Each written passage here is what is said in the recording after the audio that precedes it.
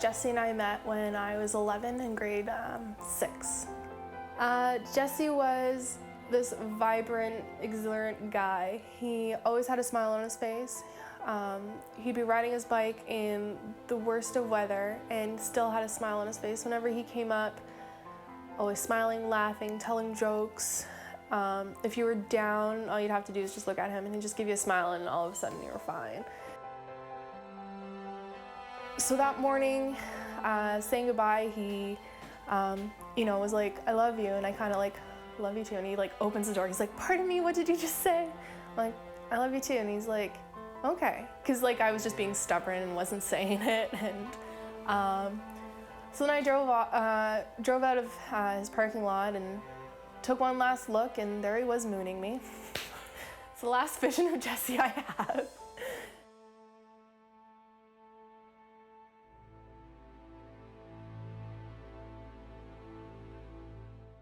So he was riding his bike home on the shoulder, and a truck was coming.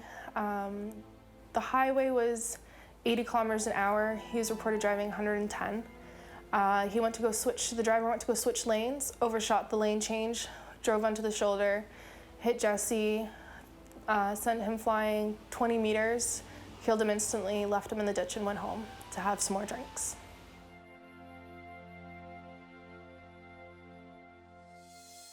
About 1:15, I heard my phone ringing. So I looked at the phone and it said my dad's office number, which is in the house. And I'm like, why is my dad calling me? It's an odd hour, he wouldn't be calling me about the house. And at this time, my grandpa was sick. So I just assumed, okay, maybe, I didn't think my grandpa was that ready to go, but maybe something happened. Wouldn't it be my mom calling me, and he's like, "I have some bad news." Still thinking about my grandpa. And I'm like, "Okay," and he's like, "It's about Jesse," and my heart just sank.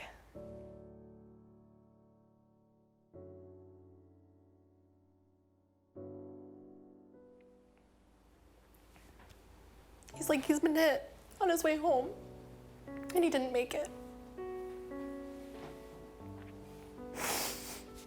And my world stopped for a minute. And I remember walking in the streets, 2 o'clock in the morning, screaming, "Why, God, why? Why me? Why him? What did he do?" I think the worst moment was probably when they carried him out. Just everything inside of me just went weak. I couldn't hold myself up. I couldn't, just hyperventilating, bawling my eyes out, and then watching them put him in the car and drive off. I had a rough year. I fell away from church. I fell away from God. My thoughts were, why would God let this happen? And I've learned now that it wasn't God who made the guy get in the car after having a couple drinks. It wasn't God who made him drive home.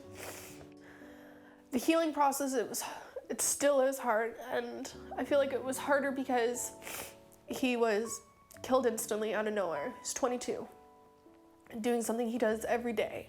So you get the news of that, then you have to go through the viewings and then the funeral, and it's not done after the funeral, because it was an impaired driver that killed him. It was the court proceedings and having to go to court and hear the details. Most of the details I heard on the news, his family didn't even know.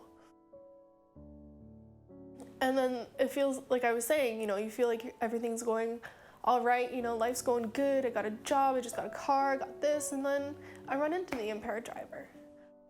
The one verse that I like is because I share my story so often now is, you meant evil for this, but God meant for good in saving people's lives. I wasn't gonna let Jesse just be a statistic, it was done and over.